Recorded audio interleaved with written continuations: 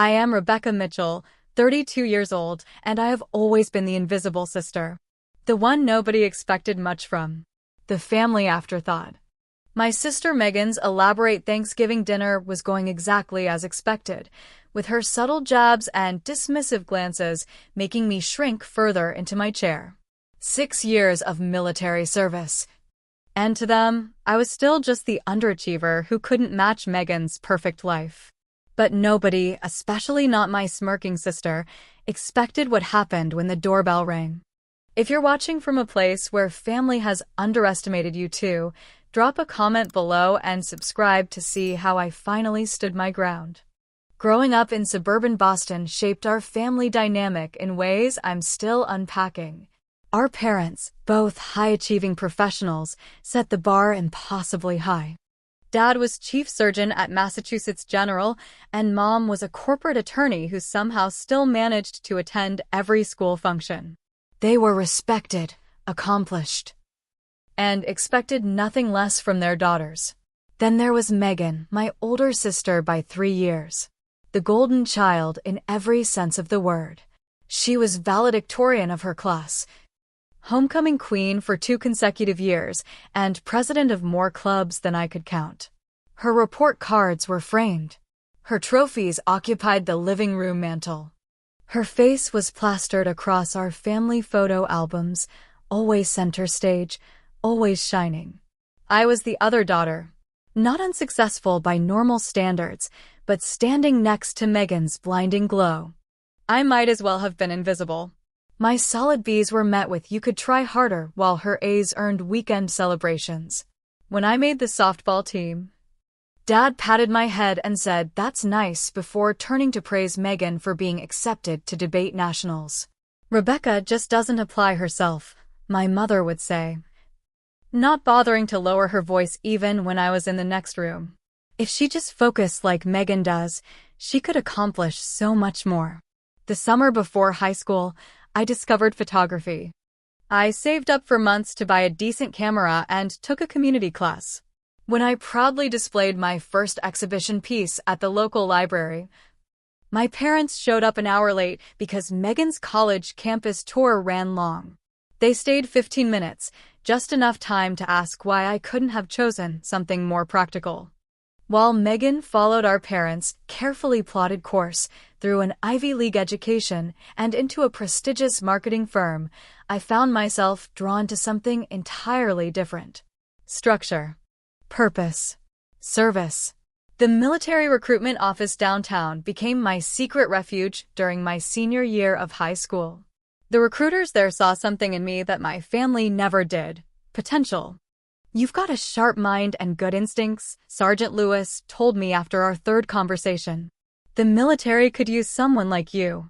When I announced my decision to enlist after graduation, the family reaction was exactly what I expected.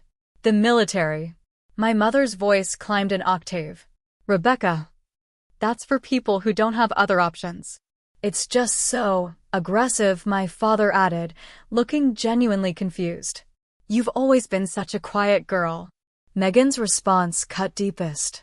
"Well, I guess not everyone can get into Princeton," she said with a sympathetic smile that didn't reach her eyes.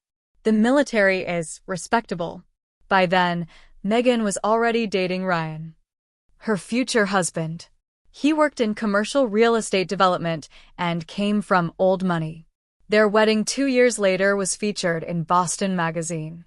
300 guests, ice sculptures, and a honeymoon in the Maldives. I attended in my dress blues, which my mother asked me not to wear because it might distract from the bride.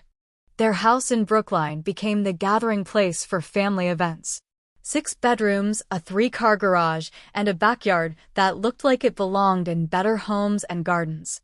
Thanksgiving at Megan and Ryan's became an annual tradition, one that showcased their picture-perfect life while the rest of us served as supporting characters in the Megan show. Every year, I debated skipping it. Every year, some sense of family obligation pulled me back. This year had been particularly difficult to justify.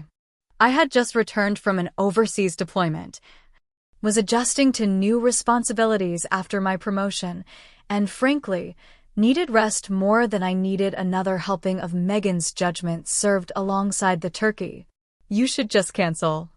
Amanda, my closest friend from the unit, advised during our coffee meetup the week before. Family or not, you don't deserve that treatment. I know, I sighed, stirring my latte. But if I don't go, it just confirms what they think of me. That I can't handle real pressure, real success. Military work doesn't count to them. Amanda rolled her eyes. If they only knew what you actually do. I smiled tightly. They never will. And maybe that's for the best. So once again, I found myself packing an overnight bag, selecting a conservative sweater and slacks that wouldn't give Megan anything to criticize, and preparing myself mentally for the annual ritual of feeling like I was still 16 and falling short of expectations.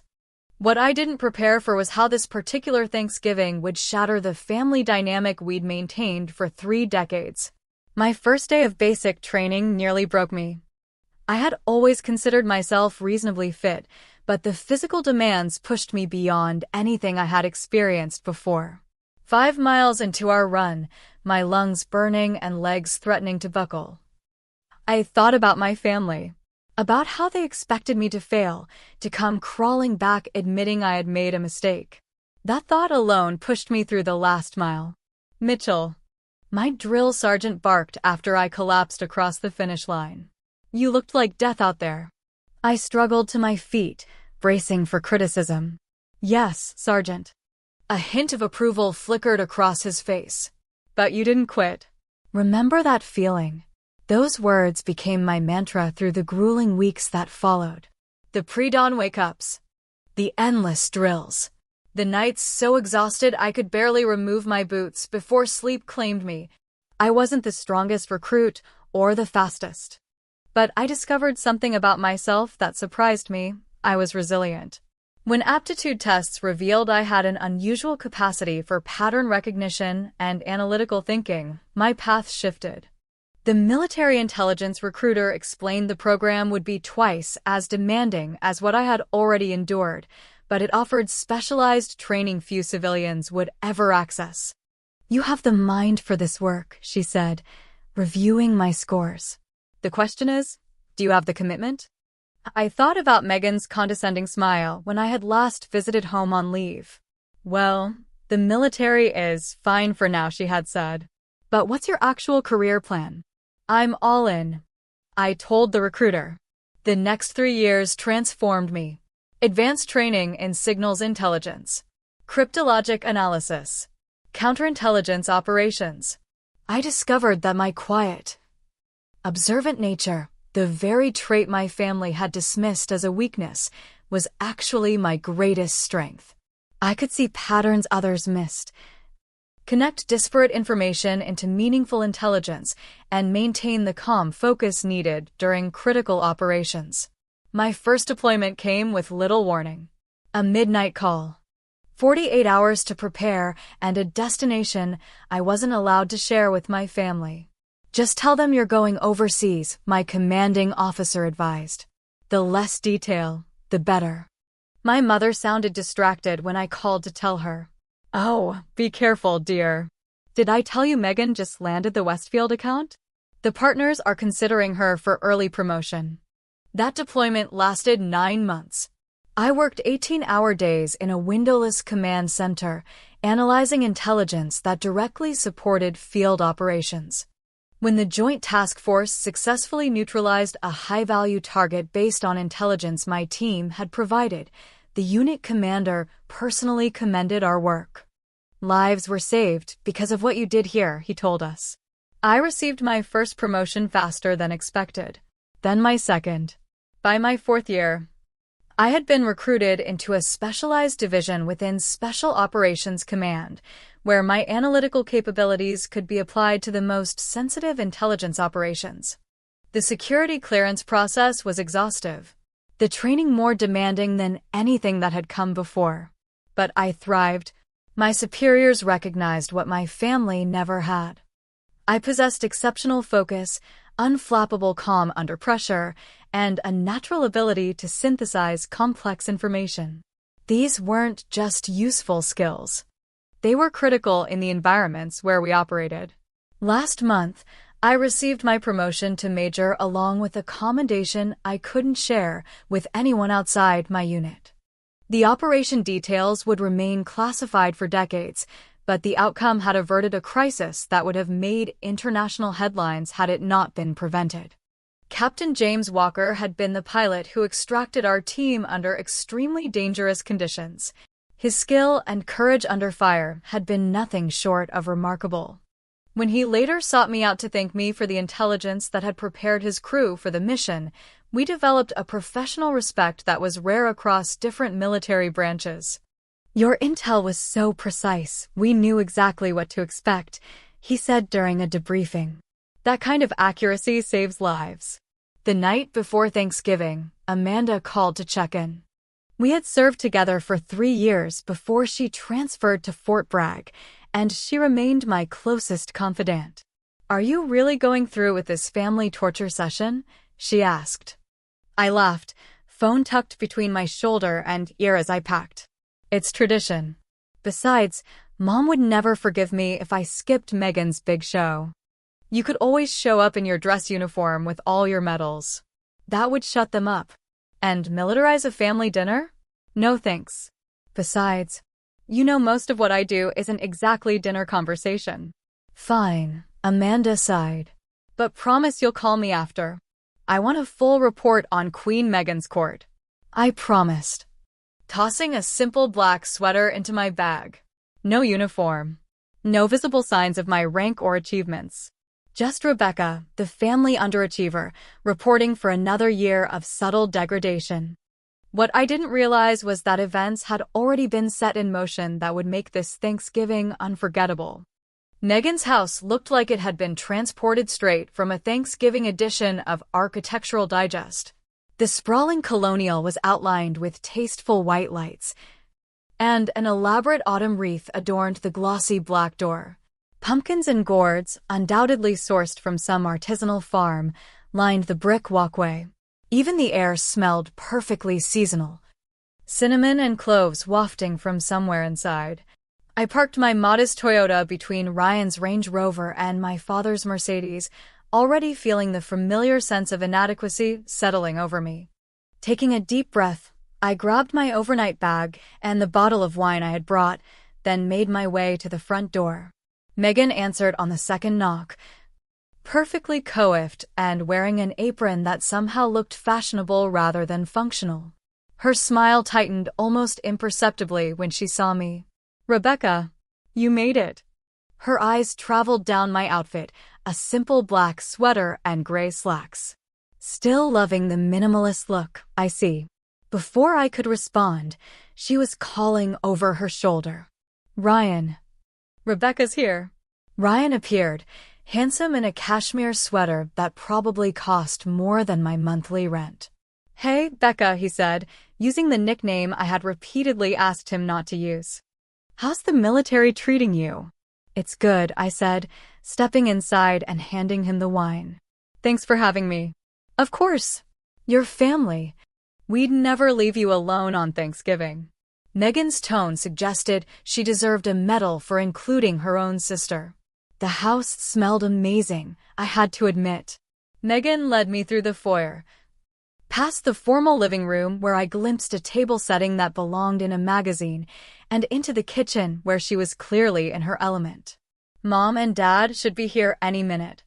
The Carmichaels are coming too, and Uncle Steve and Aunt Patricia. Oh, and Cousin Lisa with her new husband." She glanced at me. "You can put your bag in the guest room upstairs. The blue one. Not the green one.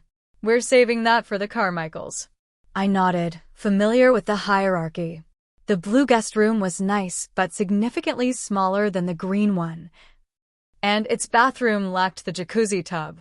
In Meghan's world, accommodations were allocated according to perceived importance. I had barely settled my things when the doorbell announced my parents' arrival. From the top of the stairs, I watched their entrance. My mother's exclamations over the decorations. My father's firm handshake with Ryan. The gifts they presented to Meghan, beautifully wrapped packages that made my bottle of wine look even more inadequate. Taking another steadying breath, I descended to join them. "Rebecca," my mother air-kissed both my cheeks. "You look healthy." In our family, this was code for, "You could stand to lose a few pounds." "The military must be feeding you well," my father added, reinforcing the point. "Dad, I work at a desk most days," I said, trying to keep my tone light. "Intelligence analysis isn't exactly physically demanding." "Intelligence, huh?" He nodded absently, already turning back toward Megan, who was describing the imported truffles she had sourced for one of the appetizers. The next hour passed in a blur of arrivals and small talk. Uncle Steve asking if I had shot any bad guys lately, clearly having no concept of what my job actually entailed. Aunt Patricia wondering if I had met any nice military men yet. Cousin Lisa showing off her enormous diamond ring while her new husband talked hedge funds with Ryan. I found myself retreating to the kitchen, offering to help with preparations. Megan assigned me the task of arranging the crudite platter, which I knew would be critiqued and likely rearranged once I finished. "So, Rebecca," Mrs. Carmichael said, finding me alone in the kitchen, "what exactly do you do in the military?" Megan mentioned something about office work. Before I could answer, Megan swept in with a tray of something that smelled divine. "Oh, Rebecca helps with paperwork and things. Very important, of course." She smiled at me with that familiar blend of condescension and pity. "Not everyone is cut out for the corporate world." Mrs. Carmichael nodded sympathetically. "Well, the military needs support staff too." I bit my tongue and continued arranging vegetables. From the adjacent dining room, I could hear my mother proudly detailing Megan's recent promotion. "Senior marketing director at only 35, she was saying. "The youngest in the firm's history. And they just got back from Bali," my father added. Ryan closed that resort deal. I slipped out to use the bathroom, needing a moment alone. In the hallway, I overheard Megan's voice floating from the pantry, where she was apparently grabbing more supplies. "Rebecca's still just in the military," she was telling someone, likely our mother. "I think she processes forms or something." You know how she always struggled with direction. My fingers curled into fists at my sides. 6 years of intensive training, classified operations, and life-or-death decisions reduced to processing forms. I considered walking in and correcting her, but what could I say? Most of my work was classified, and the parts that weren't would sound insignificant without context. Besides, a lifetime of experience had taught me that in this house, my achievements would always be minimized while Megan's were amplified. I unclenched my hands and returned to the kitchen, pasting on the pleasant, unobtrusive smile that had become my family armor. Dinner was about to begin, and with it, the real performance of the evening. I just didn't realize yet that the script was about to change dramatically. Megan's dining room looked like a Thanksgiving tableau created by professional stylists. The massive oak table gleamed under soft lighting, set with china that had belonged to our grandmother and crystal glasses that caught and reflected the light from the tapered candles running down the center. Name cards in perfect calligraphy marked each place setting, with guests strategically positioned for what Megan would consider optimal dinner conversation. I found my card between Uncle Steve and Cousin Lisa's husband Derek, safely distanced from the head of the table where Megan and Ryan would preside. Classic Megan management. Ensuring I wouldn't be part of the main conversation flow. "Everyone, please find your seats," Megan announced, sweeping into the room carrying a gravy boat that completed the spread of food arranged artfully down the table. Turkey, cranberry sauce, 3 types of stuffing, roasted vegetables, and side dishes I couldn't even name covered every available surface. As we settled into our chairs, Ryan stood to pour wine, making sure to mention the vintage and the boutique vineyard it came from. "Not the wine Rebecca brought," I heard him whisper to Megan with a smile that was probably meant to be discreet. Once everyone was seated, Megan stood for the traditional toast. Her hair caught the candlelight as she raised her glass, looking every inch the successful hostess. "I'm so thankful to have our wonderful family gathered here today," she began. "It's been an incredible year for us. Ryan's Pacific Rim Resort project exceeded all projections. The children are thriving at Westmont Academy, and as some of you know, I've just been named Senior Marketing Director." She paused for the appreciative murmurs. "We're also excited to announce we've purchased a vacation home in Aspen, which we hope you'll all visit this winter." She continued listing achievements and acquisitions for another minute before concluding, and of course, we're glad everyone could make it today to share in our blessings. Her gaze swept the table, lingering just a beat too briefly on me before she raised her glass. To family, everyone echoed.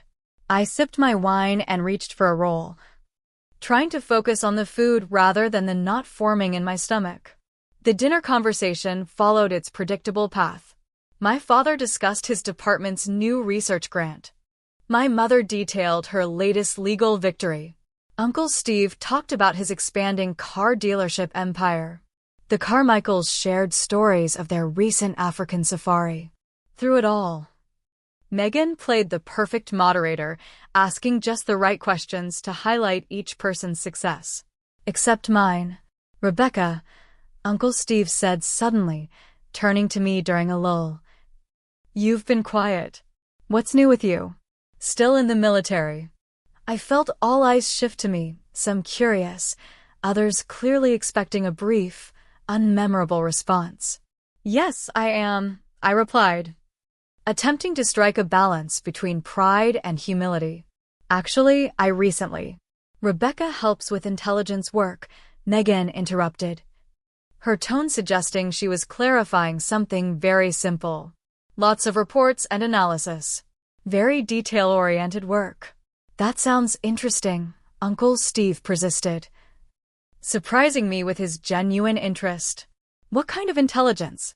I opened my mouth to provide a sanitized version of my role when Megan laughed lightly. "Oh, it's all very hush-hush. Isn't it, Rebecca? Lots of following orders and filing things properly, I imagine." A flash of heat rose to my cheeks. "It's a bit more complex than that." "Of course it is." Megan smiled condescendingly. "But not everyone can understand the corporate challenges I navigate daily." "Different worlds." Ryan jumped in. "Speaking of different worlds, we should tell everyone about the charity gala. Megan's company raised over $2 million for children's literacy." The conversation veered away again, and I focused on cutting my turkey into perfectly even pieces, willing the burning in my chest to subside. Halfway through the meal, Megan began discussing the family's planned summer vacation to Greece. "We've rented a villa in Santorini for 3 weeks," she announced. "Mom and Dad are joining us for the middle week." "That sounds wonderful," my mother beamed. I realized this was the first I'd heard of these plans. Not that I could have joined them anyway given my unpredictable schedule, but the assumption that I wouldn't be included stung nonetheless. "You should see the views from the infinity pool," Megan continued, pulling out her phone to show photos of the villa. "We'll have a private chef and boat tours of the islands." "Some of us have to work during the summer," I said quietly, immediately regretting the comment. Megan's eyes narrowed slightly. "Well, when you choose a career with advancement opportunities, you earn vacation time." She smiled around the table. "Speaking of which, who else has exciting travel plans?" As others shared their upcoming cruises and European getaways, I felt increasingly out of place. My last vacation had been 3 days at Amanda's lake cabin, where we'd mostly slept and recovered from an intense operation. The conversation eventually turned to the children's table, where Megan's 2 perfect offspring were demonstrating impeccable manners.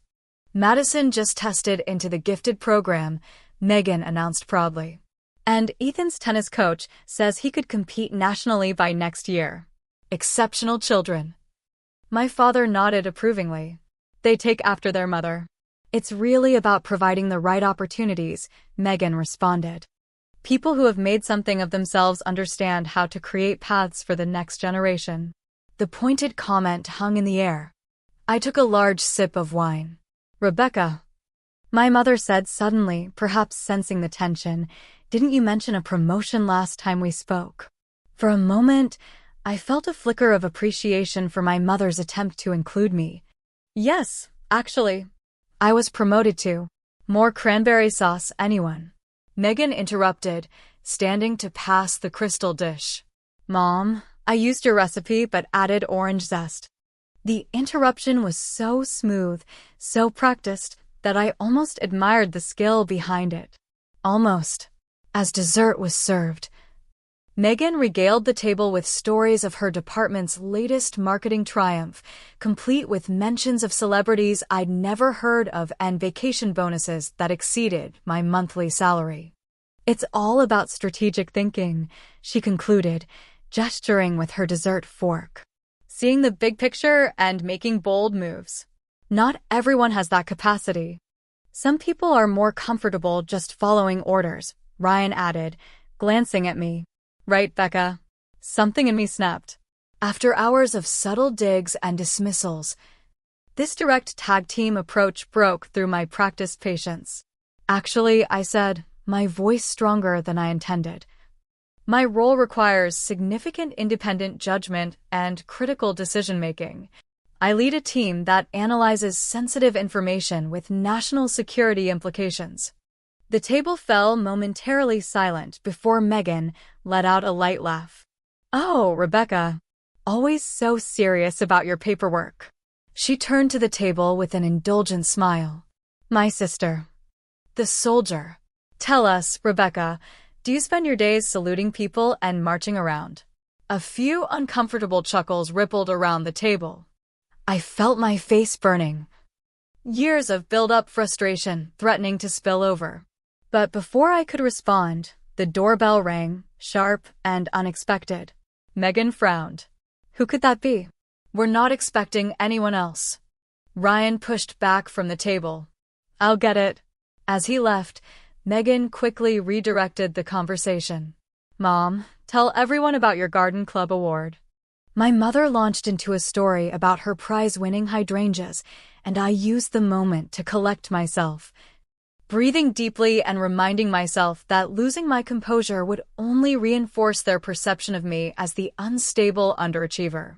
A minute later, Ryan returned to the dining room, a puzzled expression on his face. He whispered something in Megan's ear. She looked confused, then annoyed. Who is it? My mother asked. Someone for Rebecca, apparently, Megan said, an edge to her voice. A military person. All eyes turned to me. I was as confused as everyone else.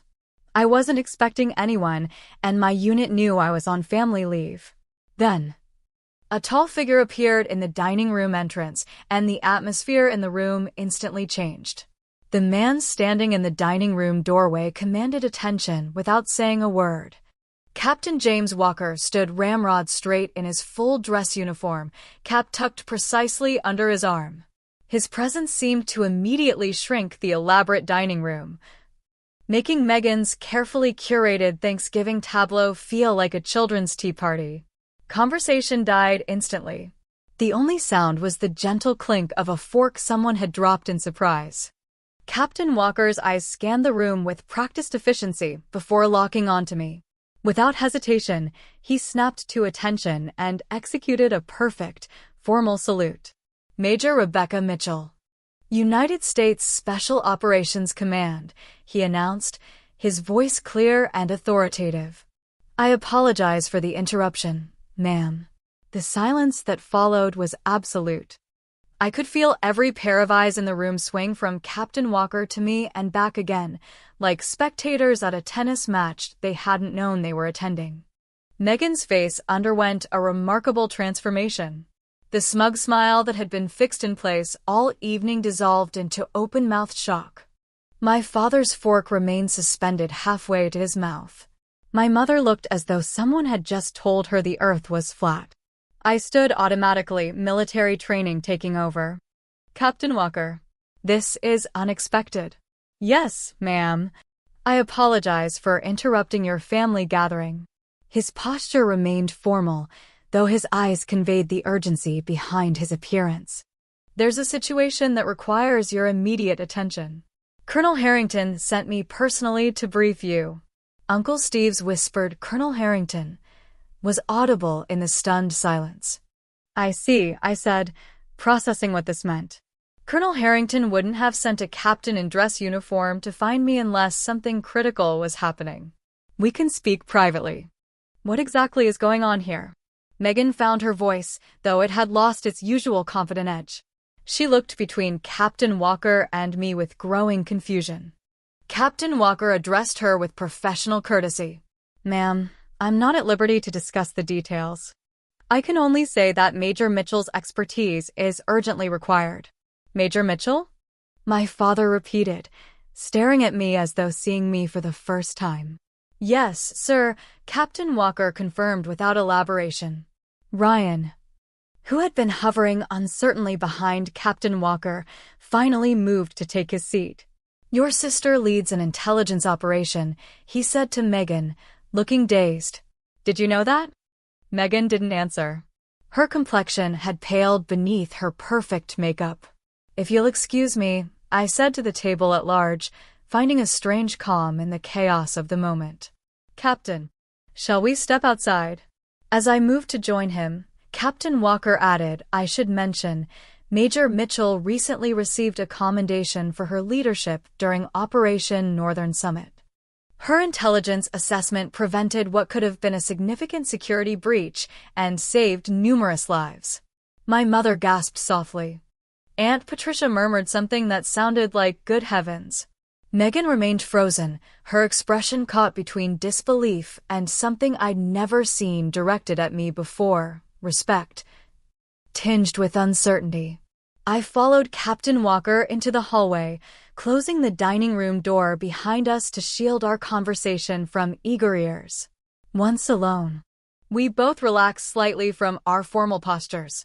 "James, what's happening?" I asked quietly. "First, I apologize for the dramatic entrance," he said, lowering his voice. "Amanda called me." "Amanda?" I blinked in confusion. "My Amanda from the unit." He nodded. "She said you were dealing with a family situation where your achievements were being systematically diminished, particularly by your sister. She thought a little external validation might help correct the record." I stared at him, processing this information. "So there's no emergency?" "No immediate national security threat, no," he admitted. "But Colonel Harrington did want me to inform you that the situation with the Andarko operation has developed. He's called a briefing for tomorrow morning at 0800. You're requested to attend, but it wasn't urgent enough to fully disrupt your leave." I shook my head, torn between amusement, gratitude, and embarrassment. "Amanda had no right to involve you in my family drama. She cares about you," he said simply. "We all do. Your work is too important to be dismissed as following orders and filing paperwork." His perfect mimicry of Megan's condescending tone made it clear he'd been listening from the hallway. Despite everything, I felt a smile tugging at my lips. "Well, your timing was impeccable." My sister was just hitting her stride. "Happy to serve, Major." He returned the smile briefly before resuming his professional demeanor. "However, the briefing tomorrow is legitimate. I can provide transportation at 0700 if needed." "I'll be there," I assured him. "My own transportation should be fine." He nodded, then hesitated. "For what it's worth, Major, everyone at command holds you in the highest regard. Your sister may not understand what you do, but those of us who do are grateful." The simple sincerity in his voice touched me more than I expected. "Thank you, Captain." "I should take my leave and allow you to return to your family," he said. "I believe they may have some questions." "I believe they might," I agreed dryly. He smiled again, briefly. "Good luck, Major. Sometimes family operations can be the most challenging." With a final crisp salute, Captain Walker turned and left. I stood in the hallway for a moment, gathering my thoughts before returning to face a dining room full of relatives whose entire perception of me had just been upended. I wasn't sure whether to thank Amanda or strangle her the next time we spoke. Probably both. Taking a deep breath, I turned and pushed open the dining room door, stepping back into a family gathering that would never be quite the same again. When I re-entered the dining room, it was as if I'd stepped onto a movie set where the director had just called freeze. Every person remained exactly as I'd left them, forks suspended, mouths slightly open, eyes fixed on the doorway where I now stood. Megan recovered first, her socialite training kicking into smooth over the awkward silence. "Is everything all right, Rebecca?" Her voice had a new, cautious quality, as if she was suddenly unsure of the rules of engagement between us. "Yes," I replied, moving toward my seat. "Just a work matter that needed attention." "Work matter," my father repeated slowly. "Major Mitchell." I met his gaze as I sat down. "Yes, you're a major." This from my mother, her tone somewhere between accusation and awe. "When did that happen?" "My promotion came through last month," I said, taking a sip of water. I would have mentioned it earlier, but the conversation seemed focused elsewhere. Uncle Steve leaned forward, his earlier interest now amplified. "Special Operations Command? That sounds serious, Rebecca." "It is," I confirmed simply. "But what exactly do you do?" Ryan asked, curiosity overcoming his usual disinterest in my career. I considered my response carefully. "I lead an intelligence team that analyzes and synthesizes information from various sources to support operational planning and execution. Most of the specifics are classified." "Classified?" Cousin Lisa echoed, looking at me with new eyes. "Like actual government secrets?" "Something like that," I smiled slightly. "And that officer," my father pressed. "He called you Major Mitchell. He saluted you." "Captain Walker, yes. He's a pilot with significant operational experience." My mother set down her wine glass with a sharp click. "Rebecca, why didn't you tell us? All this time, we thought you were just following orders and filing paperwork." I supplied, unable to keep the edge from my voice. "Just playing soldier." As Megan put it. Megan flinched visibly. "I didn't mean." "Yes, you did," I said quietly. "You've always meant it. All of you have always assumed I settled for less because I couldn't achieve more. The truth is, I chose a different path, one that happens to involve classified work and, yes, a significant level of responsibility." A heavy silence fell over the table. Madison, Megan's 9-year-old daughter, broke it with childish directness. "Aunt Rebecca, do you catch bad guys?" she asked, eyes wide with new interest. I couldn't help but smile. "Not personally, no. But I help the people who sometimes do." "That's so cool." Ethan, her 7-year-old brother, chimed in. "Do you have a gun, Ethan?" Megan admonished, though without her usual confidence. "I'm qualified on several weapons systems," I told him. "But my job is mostly about using my brain, not weapons." "Like a spy?" Madison pressed. "Not exactly," I laughed. "More like a puzzle solver. I look at lots of different pieces of information and help figure out what they mean and what we should do about them." "Is it dangerous?" This came from my father, his expression a mixture of concern and something I'd rarely seen directed at me, respect. "Sometimes the operations I support involve risk," I acknowledged. "But I'm usually working from secure facilities." Uncle Steve whistled low. "And here we all thought you were pushing papers somewhere. No wonder you never talk about your work." "I can't talk about most of it," I corrected gently. Ryan was studying me with new interest. "So that commendation the captain mentioned is also classified in its specifics." I finished for him. "But yes, our team's work helped prevent a potentially serious situation." "Why didn't you wear your uniform today?" Aunt Patricia asked. "All those medals and such?" I resisted the urge to sigh. "Because I'm here as Rebecca, your niece, not Major Mitchell. My work doesn't define me any more than Megan's job defines her." At the mention of her name, All eyes shifted to Megan, who sat unnaturally still at the head of the table. Her perfect hostess composure had cracked, revealing something vulnerable underneath. "I think this calls for more wine," my mother announced, reaching for the bottle. "Rebecca, dear, you must tell us what you can about your career." I had no idea the military offered such advancement. The way she said advancement made it clear that until 10 minutes ago, she had considered my military service as something slightly shameful, a fallback for those without better options. As my mother refilled glasses and my father peppered me with questions about my security clearance, I noticed Megan slipping quietly from the room. Despite everything, a twinge of guilt hit me. This wasn't how I'd wanted things to play out. The rest of dessert passed in a blur of questions I mostly couldn't answer and newfound attention I wasn't entirely comfortable with. The children regarded me with awestruck expressions, Ethan whispering loudly to his sister that his aunt was probably like Black Widow from the Avengers. After 30 minutes of this, I excused myself, citing the early briefing Captain Walker had mentioned.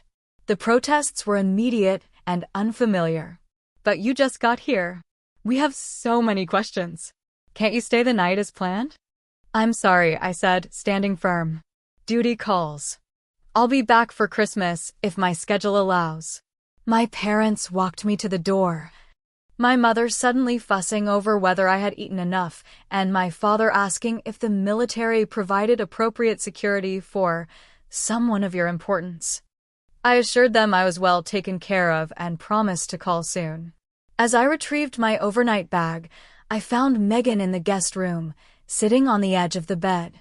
She looked up as I entered, her expression unreadable. "You're leaving," she said. Not a question. "I have an early briefing tomorrow," I replied, gathering my things. "Were you ever going to tell us?" Her voice was quiet, lacking its usual confident edge. "About being a major, about your importance." I paused, considering. Would it have mattered, Megan? Would you have believed it was real achievement if I had? She looked away. "I don't know." The honesty in her answer surprised me. "I need to go," I said, slinging my bag over my shoulder. "Rebecca," she called as I reached the door. "I'm sorry for what I said about following orders and all of it." I turned back to look at my sister, really look at her. Perhaps for the first time in years. Behind the perfect makeup and designer clothes sat a woman whose entire identity was built on being exceptional, on being the best. How threatening must it be to discover that the sister she had dismissed for years was exceptional in ways she couldn't even comprehend. "We'll talk later," I said simply, not ready to accept or reject her apology. "Happy Thanksgiving, Megan." As I drove away from the picture-perfect house with its picture-perfect hostess, I felt oddly light. Not triumphant, exactly, but unburdened. For the first time in my adult life, my family had seen a glimpse of who I really was and what I had accomplished. Their reaction, shock, reassessment. Newfound respect didn't matter as much as I might have expected. What mattered was that I no longer had to carry the weight of their misconceptions alone, and for that unexpected liberation, I had Amanda and Captain Walker to thank. I pulled over at the first quiet stretch of road and dialed Amanda's number. "So," she answered on the first ring. "How was the Megan show this year?" "You," I said, "are either the best friend I've ever had or completely insane." "Possibly both." Her laughter filled the car as I pulled back onto the road, heading toward home and the real world where I had built a life that needed no explanation or apology. 1 week after the Thanksgiving revelation, I sat at my desk reviewing intelligence reports on an emerging situation in Eastern Europe. My office, a windowless room deep within a secure facility, contained nothing personal except a small photo of Amanda and me at her lake cabin last summer. No family photos. No holiday snapshots. Until recently, those worlds had remained deliberately separate. A knock at my door pulled me from my analysis. "Enter," I called, expecting one of my team members with the satellite imagery I had requested. Instead, the door opened to reveal my assistant. looking uncomfortable. "Ma'am, there's a civilian visitor at the main gate." Megan Thompson?" "She says she's your sister." I stared at him, momentarily speechless. "Megan was here? At my high-security workplace? Did she say why she's here?" "No, ma'am. Just that she needs to speak with you urgently." I checked my watch. 1100 hours on a Wednesday. Megan should have been at her office, overseeing whatever major marketing campaign currently occupied her department. "I'll meet her at the visitor center," I decided, standing and straightening my uniform. "Thank you, specialist." 20 minutes and several security checkpoints later, I entered the visitor center to find Megan sitting stiffly on a standard-issue chair, looking entirely out of place in her designer suit and immaculate hair. She stood when she saw me, uncertainty flashing across her face. "Rebecca," she said, then corrected herself. "Major Mitchell, I mean." "Rebecca is fine," I replied, studying her. "This is unexpected." "Can we talk somewhere?" she asked, glancing around the sparse, government-issue reception area. I led her to a small conference room used for non-classified meetings with external contacts. Once the door closed behind us, Megan seemed to deflate slightly, her perfect posture softening. "I took a personal day," she said, answering my unasked question. "I drove 3 hours to get here. I didn't know if they would even let me see you. It's a secure facility, but we do allow visitors in designated areas," I explained, taking a seat across from her. "What's so urgent, Megan?" She placed her designer handbag carefully on the table and folded her hands. "I needed to talk to you. About Thanksgiving. About everything." I waited, giving her space to continue. "You left so quickly, and then Mom and Dad couldn't stop talking about you all weekend. Major Mitchell this and Rebecca's important position that." A hint of the old bitterness crept into her voice before she visibly reined it in. "Sorry, that's not why I came." "Why did you come?" I asked directly. "Because I owe you an apology. A real one, not the half-hearted version I gave you while you were leaving." She met my eyes, and I was surprised to see genuine emotion there. "I've been terrible to you, Rebecca. For years. Decades, really." "Yes, you have," I agreed, not unkindly. She winced but nodded. "I deserved that. The thing is, I never really saw you. Not the real you. I was so busy being the successful daughter, the perfect Megan, that I needed you to be less. Does that make sense?" "More than you might think," I said. "We all need our narratives. But my narrative was built on diminishing yours, and that was wrong." She took a deep breath. "When that captain showed up, when I saw how he looked at you with such respect, how he saluted you and called you Major, I realized I've spent my whole life assuming I knew who you were, that I was better than you, and I was completely wrong." The raw honesty in her voice caught me off guard. This wasn't the polished, calculated Megan I knew. "I've achieved things too," I said after a moment. "They're just not things you valued." "Because I didn't understand them," she admitted. "Or because I didn't want to. It was easier to believe you had settled for less than to consider you might have found something meaningful that I couldn't quantify in my success metrics." I leaned back in my chair, studying my sister. "Why are you really here, Megan?" An apology could have been made over the phone.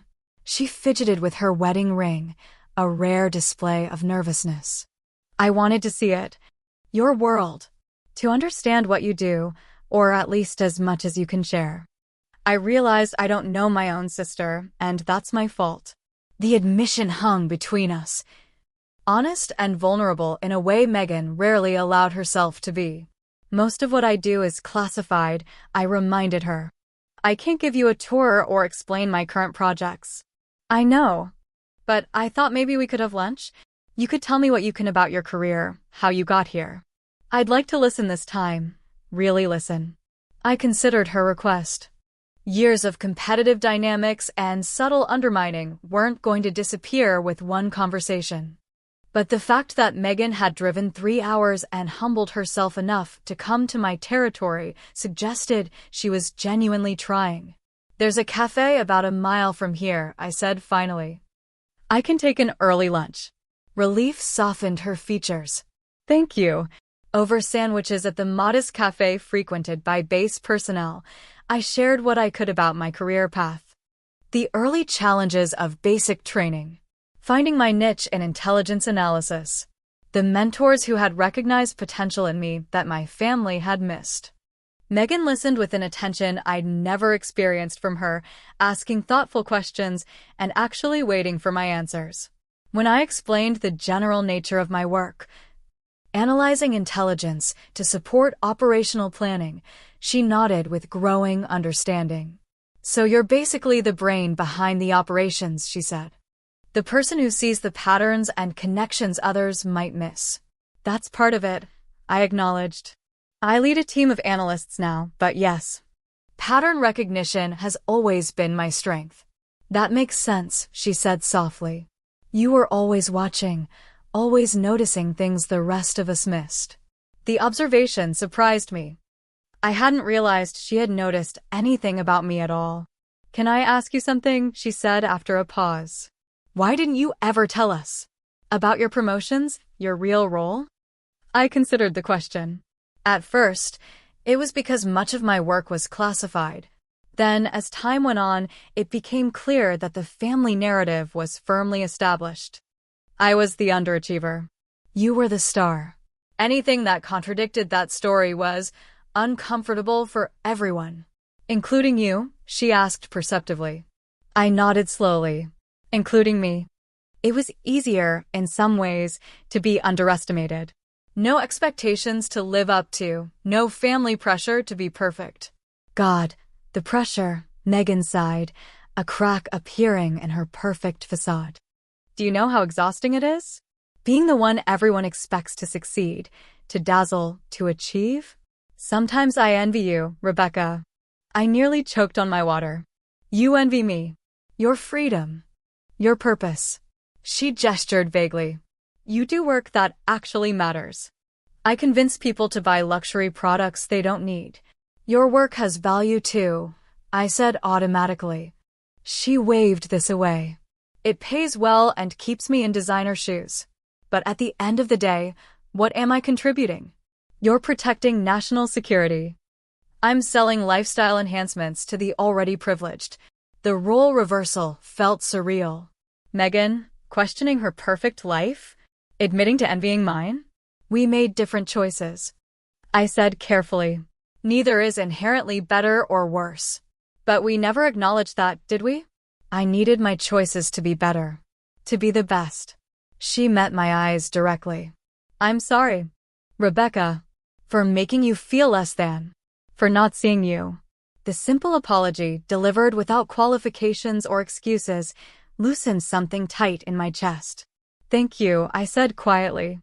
We finished our lunch with lighter conversation, finding our way through new territory as sisters who were actually trying to know each other. Before we parted, Megan surprised me again. Would you come for dinner next weekend? Just you, me, and Ryan. No parents, no audience, no performance. I'll check my schedule, I said, not ready to commit immediately. Things can change quickly in my line of work. Of course. She hesitated, then added, and maybe someday you could bring someone? A friend or... That captain seemed nice. I laughed. Captain Walker is a colleague, not a romantic interest. Well, whoever you'd like then. Maybe that Amanda you mentioned? I'd like to meet the people who are important to you. The offer felt genuine, a first step toward a new kind of relationship. I'll think about it, I promised. 2 weeks later, I sat in my parents' living room, watching a transformation unfold. My mother, who had spent decades highlighting Megan's achievements while glossing over mine, now proudly showed her Bridge Club friends the carefully sanitized newspaper article about a commendation ceremony I had participated in. My daughter, the major, she kept saying, with the same pride she had once reserved exclusively for Megan. My father had taken to calling me for advice on world events, as if my military intelligence role made me an expert on everything from stock market fluctuations to climate change. I gently redirected these conversations, but appreciated the effort behind them. Most surprising was the change in Megan herself. The competitive edge that had defined our relationship since childhood had softened. During a family dinner where our parents continued to overcompensate by focusing almost exclusively on my career, Megan caught my eye across the table and gave me a small, understanding smile. She knew what it was like to be the focus of that spotlight, with all its warmth and pressure. Later that evening, as we helped clear dishes, she whispered, "Is this weird for you too?" "Beyond weird," I admitted. "I keep waiting for someone to tell me I loaded the dishwasher wrong." She laughed, a genuine sound without the performative quality her laughter usually carried. "Give it time. They'll adjust to having two successful daughters eventually." "Two different but equally valuable daughters," I corrected gently. She nodded, accepting the amendment. That's what I meant. The following month, I brought Amanda to Sunday brunch at my parents' house. Her presence, with her direct military bearing and no-nonsense attitude, initially overwhelmed my mother. But by the end of the meal, they were laughing together over Amanda's stories about our early training days. "You should have seen Rebecca the first time we had to rappel from a helicopter," Amanda told them, ignoring my warning glare. "Pale as a ghost, but determined not to show it." "Heights were never my thing," I admitted. "But you did it anyway," my father said, with newfound appreciation. "That's character." "That's Rebecca," Megan added quietly. "She always had more courage than the rest of us." The comment, offered without fanfare or expectation, meant more to me than all the exaggerated praise that had followed the Thanksgiving revelation. As spring turned to summer, a new balance emerged in our family. Not perfect, nothing involving human relationships ever is, but healthier. More honest. Megan and I began a tradition of monthly sister dinners, alternating between our homes, where we were gradually learning how to be friends as well as siblings. During one such dinner at my apartment, Megan examined the few personal photos I had displayed. She paused at an image of me with my team after a particularly challenging operation, all of us exhausted but smiling with the special camaraderie that comes from shared purpose and trials. "You found your people," she observed. "I did," I agreed. "Just not where anyone expected me to, including you." I considered this. Maybe especially me. I never thought I'd find my strength in a system built on hierarchy and rules. "But you did, because you saw beyond the surface," she said thoughtfully. "Something I've never been very good at." "We're learning," I offered. She turned to me, expression serious. "I have a question, and you can tell me if it's out of bounds. Do you think you would have risen so high, worked so hard, if you hadn't been trying to prove yourself? To us, I mean." The question caught me off guard with its insight. "I don't know," I answered honestly. "Initially, maybe there was an element of that. But somewhere along the way, it became about the work itself. About making a difference in ways that matter to me." She nodded, seeming satisfied with my answer. "For what it's worth, I'm proud of you. Not because some captain saluted you or because you have an important title, but because you found your path and had the courage to follow it, even when none of us understood." Coming from Megan, these words held a weight that no official commendation could match. They represented a recognition not just of what I did, but of who I was. "Thank you," I said simply. As we settled into dinner, I realized that the validation I had unconsciously sought for years had finally arrived. Not in the form of family awe at my classified work or military rank, but in something far more valuable, being seen and accepted for exactly who I was. Sometimes the most important recognition comes not from outside authorities or formal accolades, but from those whose opinions have shaped our sense of self since childhood. And sometimes, the greatest victory isn't in proving others wrong, but in finding the strength to define success on your own terms. What about you? Has someone in your life ever underestimated you, only to be surprised by what you've accomplished? Or have you found yourself in Megan's position, realizing you misjudged someone close to you? Drop a comment below and share your story. Don't forget to like this video and subscribe to hear more stories about family dynamics, personal growth, and finding your own path even when others don't see your potential. Thank you for listening. And remember, true validation comes from within, but sometimes it takes an unexpected salute to help others see what was